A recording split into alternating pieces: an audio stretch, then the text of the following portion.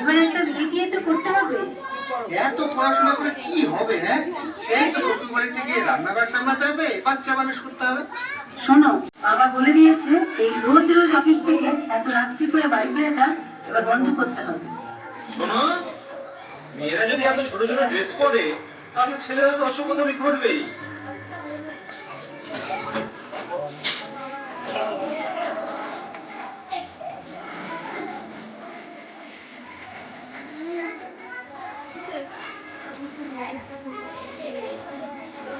ঠিক করে দেবো।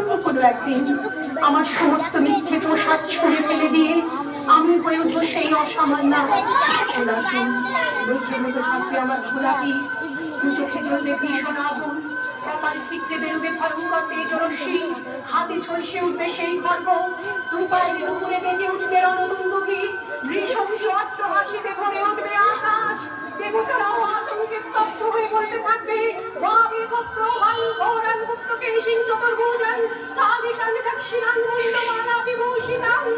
বিভৎস দাবানলের মতো আমি এগোতে থাকবো, আর আমার এগিয়ে যাবার পথে দুপাশে মুন্ডহীন অসংখ্য দেহ ছটফট করতে থাকবে।